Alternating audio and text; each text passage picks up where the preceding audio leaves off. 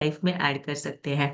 तो जो ये हमारा प्रोसेस है, पेट साफ होने का प्रोसेस है, ये हम ना छोटी-सी प्रॉब्लम जानकर इसको इग्नोर कर देते हैं कि पेट साफ 1 दिन नहीं हुआ, कोई बात नहीं, 2 दिन नहीं हुआ, कोई बात नहीं। कभी-कभी हम ना इसको इग्नोर करते हैं कि ठीक है, हो जाएगा। हम खाते-पीते रहते हैं, चलते रहते हैं, काम करते रहते हैं, लेकिन एक छोटी-सी प्रॉब्लम को हम इग्नोर करके हम क्या करते हैं, एक बड़ी प्रॉब्लम जो है, वो फेस कर सकते हैं। डाइजेशन सिस्टम की एसओएस इमरजेंसी कॉल होती है जब आपका पेट साफ नहीं होता है और हर 5 में से 1 इंसान को लाइफ में किसी न किसी फेज में कॉन्स्टिपेशन होता है। और सबसे इंटरेस्टिंग बात क्या है कि ये चीजें हम ना जानते हुए भी इग्नोर कर देते हैं। बहुत छोटी सी बात है, कॉन्स्टिपेशन, पेट साफ नहीं हुआ। हर इंसान को कभी ना कभी ये इसने फेस किया होगा। लेकिन बहुत ज़रूरी है समझना, ये छोटी-सी प्रॉब्लम नहीं है, ये हमारे डाइजेशन सिस्टम का एक इमरजेंसी अलर्ट है आपके लिए, एक कॉल है आपके लिए कि आपको अंदर गड़बड़ चल रही है, उसको ठीक करना पड़ेगा। तो अगर 2 दिन आपका 3 दिन पेट साफ नहीं होता है, फिर उसके बाद क्या होता है, बड़ा अनकम्फर्टेबल फ़ील होता है।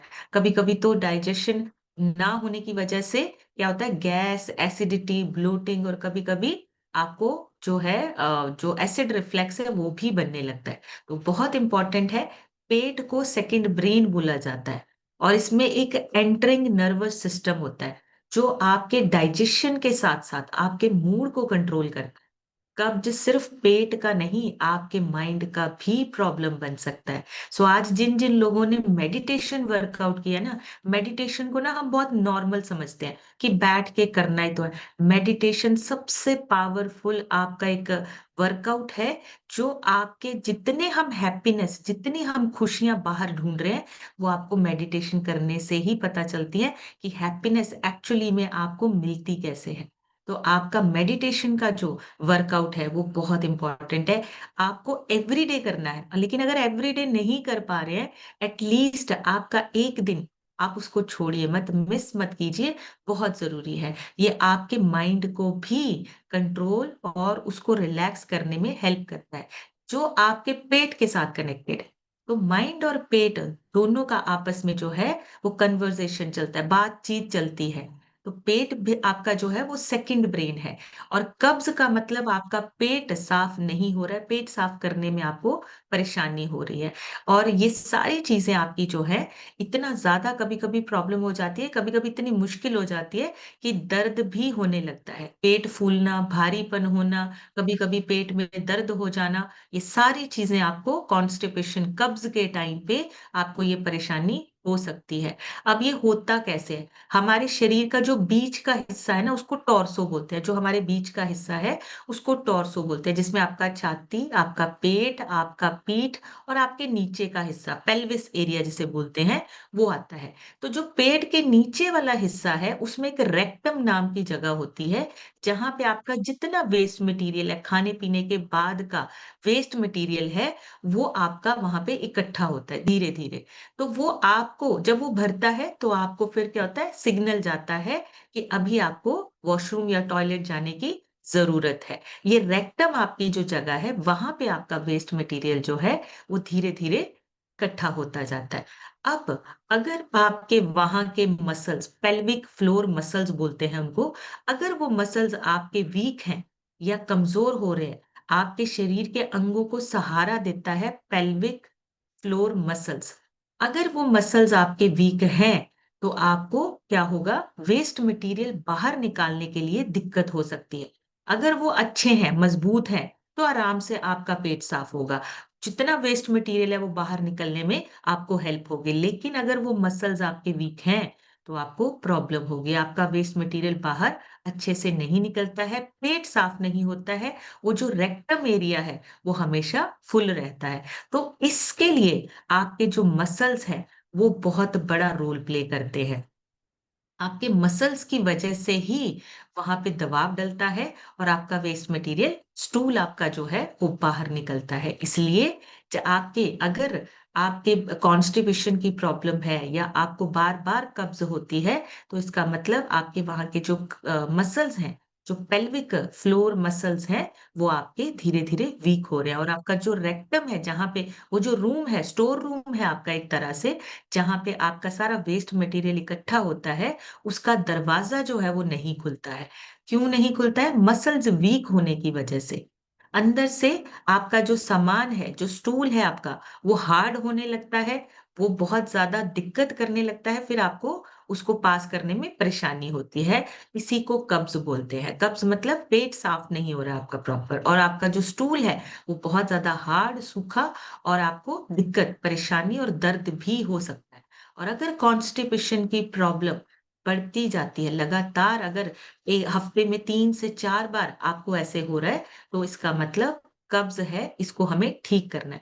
हफ्ते से 3 से 4 बार अगर आपको कॉन्स्टिपेशन फील हो, या बहुत ज्यादा दिक्कत हो रही है आपको स्टूल पास करने में, स्टूल बहुत ज्यादा हार्ड है, ड्राई है, पेट में भारीपन है, गैस है, ब्लोटिंग है, आपके पेट में कभी कभी दर्द हो रहा है, या कभी कभी ऐसा महसूस होता है कि आपके पेट में स्वेलिंग हो गई है, तो ये सारे सिम्टम्स आपके कॉन्स्टिपेशन के हैं। अगर ये बढ़ता जाए तो फिर आपकी प्रॉब्लम बढ़ती है पाइल्स की तरफ। ये जो पाइल्स होती है ना, बवासीर जिसको बोलते हैं, ये कॉन्स्टिपेशन से स्टार्ट होती है। जब आपकी कॉन्स्टिपेशन बढ़ती है, जब आपका ये जो जो कॉन्स्टिपेशन है, कब्ज है, जब ये बढ़ता है, तब आपको पाइल्स की प्रॉब्लम जो है वो फेस करनी पड़ सकती है। कभी कभी एनल फिशर, ये भी एक तरह की प्रॉब्लम है जो आपको कॉन्स्टिपेशन की वजह से फेस करनी पड़ सकती है। रेक्टल प्रोलैप्स, ये भी एक तरह से एक सीरियस कंडीशन है जहां पे आपको दिक्कत हो सकती है कॉन्स्टिपेशन की वजह से। और लगातार पेट में गैस बनना, पेट का भारीपन, और आपके मूड स्विंग्स होना, आपका जो मूड है उसको कंट्रोल करने का काम भी आपके पेट की वजह से होता है। तो आपका पेट साफ होना बहुत इंपॉर्टेंट है, बहुत जरूरी है। और क्यों होता है ये कब्ज, क्यों होती है बार बार आपको? उसके कुछ कारण है। सबसे पहला कारण आपकी डाइट में प्रॉपर फाइबर का ना होना। अगर आपकी डाइट में लगातार या प्रॉपर आपका फाइबर का इंटेक नहीं है, तो आपका जो आपका स्टूल है वो हार्ड होगा, ड्राई होगा। तो फाइबर कम होता है तो भी आपको कब्ज की प्रॉब्लम होती है। दूसरा सबसे इंपॉर्टेंट जो रीजन है वो है आपका डिहाइड्रेशन, पानी की कमी होना। तो जब भी किसी को कब्ज होती है, आपने देखा होगा बहुत सारे लोग जो है वो सलाह देते हैं, आपने पानी कम पिया होगा, पानी का इंटेक बढ़ा दो, पानी ज्यादा पियो। पानी की कमी की वजह से भी, डिहाइड्रेशन की वजह से भी आपका जो स्टूल है वो हार्ड होता है, और आपका कब्ज होने का रिस्क बढ़ता जाता है। तो पानी आपको पूरा पीना है, अपने पूरे दिन में पानी का इंटेक पूरा लेना है। तीसरा, आपकी फिजिकल एक्टिविटी अगर कम है, सिटिंग ज्यादा है, आप चलते फिरते कम है, आपकी जो इंटेस्टाइन है वो एक्टिव नहीं होती है।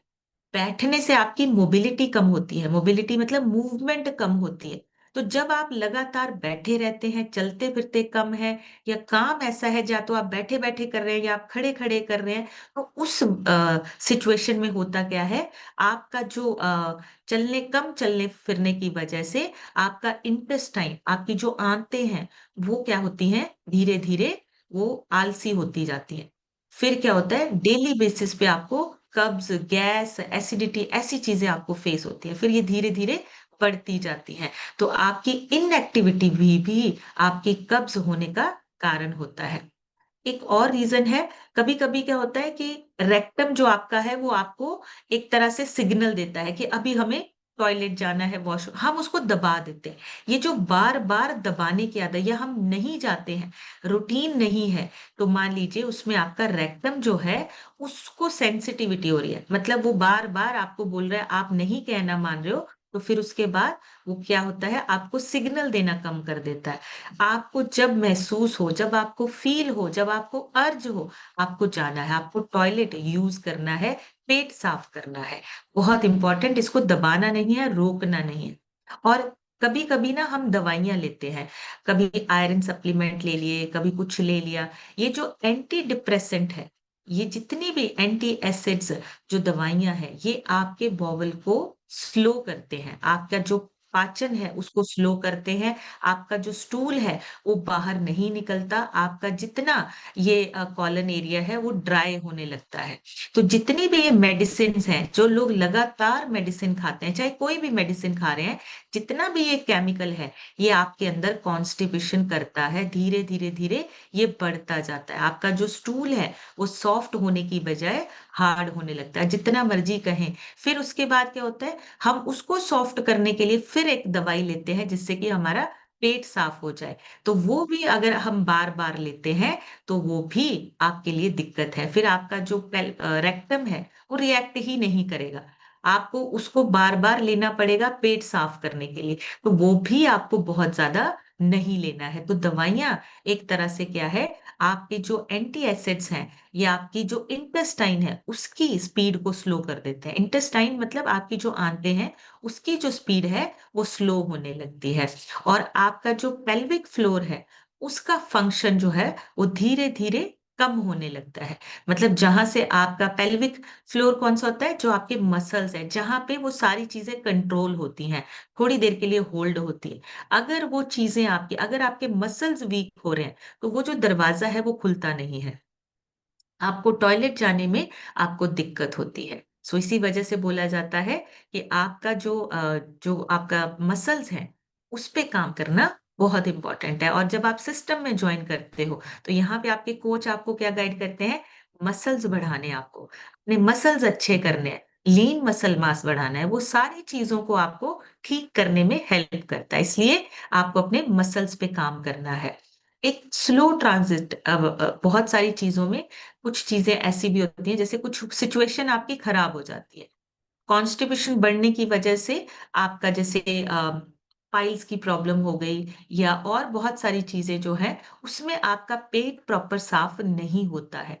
ये कई बार क्या होता है, अचानक से भी हो जाती है। आपको कब्ज हुई, उसमें आपका वेट लॉस भी होता है, और इसमें आपका जो है ब्लड भी कम होता है। तो ये चीजें भी कनेक्टेड है, इसको स्ट्रक्चरल रीजन बोलते हैं।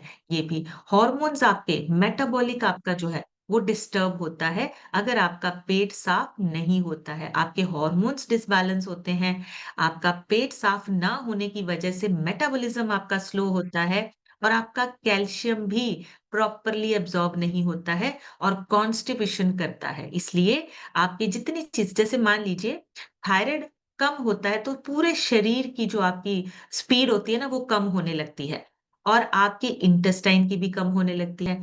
डायबिटीज में आपके नर्वस सिस्टम जो है वो बहुत ज्यादा इफेक्ट होते हैं। अब आप जब इनकी मेडिसिन लेना शुरू करते हो, ये सारी चीजें आपको क्या करती हैं, कॉन्स्टिपेशन करती हैं। तो ये जो मेडिसिन हैं इनकी वजह से भी आपको कॉन्स्टिपेशन होता है। सो बहुत कई बार प्रेगनेंसी के बाद फीमेल्स को ये प्रॉब्लम होने लगती है, उसमें यूट्रस पे उनके दबाव पड़ता है, जिसकी वजह से क्या होता है, आयरन लेना, उसकी वजह से कब्ज हो सकती है, आपको कॉन्स्टिपेशन हो सकती है। तो प्रेगनेंसी के बाद भी आपको कभी कॉन्स्टिपेशन फील हो सकता है।